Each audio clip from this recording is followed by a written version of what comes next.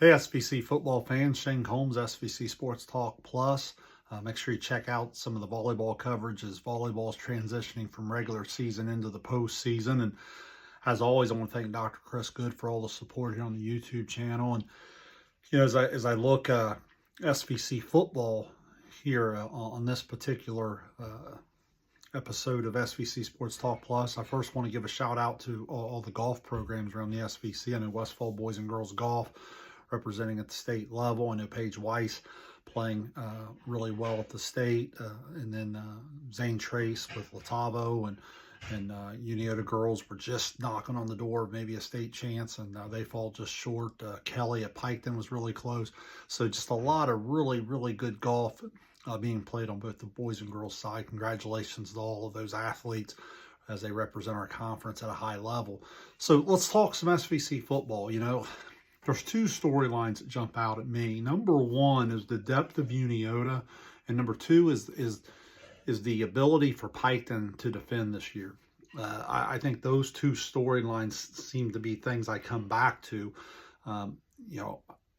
As I watch this unfold, I've been able to watch all the games now on film, and as I watch this stuff unfold, I don't know that there's a huge gap in the top four teams in the league, but there's certainly some things that have started to separate a little bit. Piketon over the years has been able to move the ball and play some high-level offense and so forth, but they've really had trouble stopping people. Even going in the last year, times giving up 40, 50 points in certain matchups that cost them the ability to win. This year, defending at a high level, obviously Buddy Wilson's a special player, it gives them the run game, but I even see them being able in their play calling and the way they manage the game, having that confidence in the defense. I've seen that play a huge role. And as that offense, obviously capable, continues to grow, they become a very dangerous team if they could move up just a couple spots, maybe stay out of that 14, 15, 16. If they could win, get what would that be, 7-3? If they could win out and move up a little bit, get maybe in the more of a 10, 11, 12 area, I think they become a very dangerous first-round opponent for someone. The other thing I mentioned is the depth of Unioto. I mean, look, throughout the off season, you lose some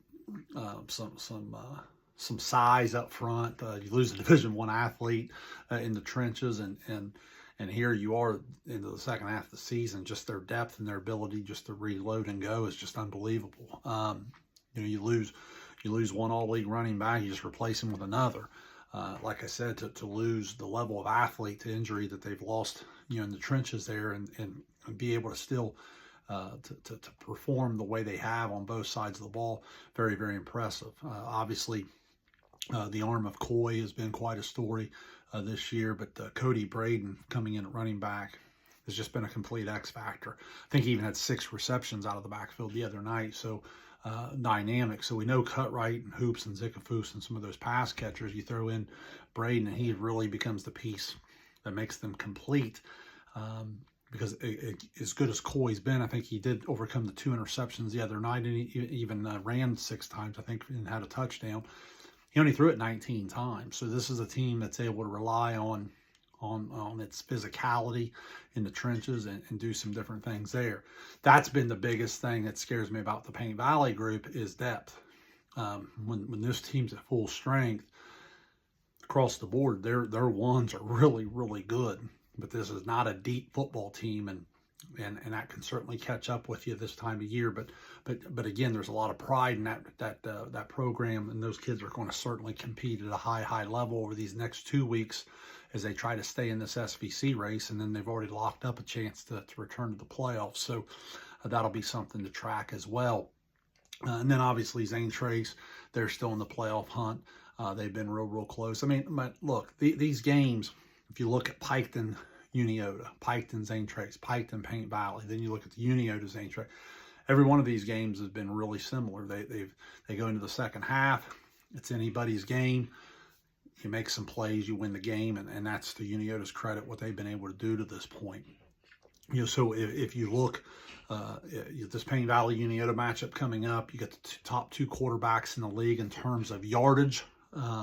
So look for some plays through the air to be a factor. Obviously, I mentioned list of Unioto wide receivers. Obviously, Carson Free's a big play capability for Faber to hook up with on the Paint Valley side. But again, should be an intense battle, and that'll be something to follow. So as we look, Westfall Adena the other night, I hope you had the over. I think they had, over 70 points scored. That'll be interesting to see. Both of those teams still have postseason shots, but they're going to have to do something crazy here in the last couple of weeks to do that.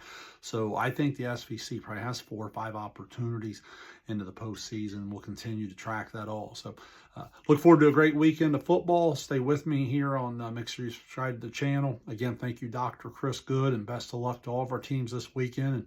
And hope to be back with you next week talking some SVC football. Thanks, everyone.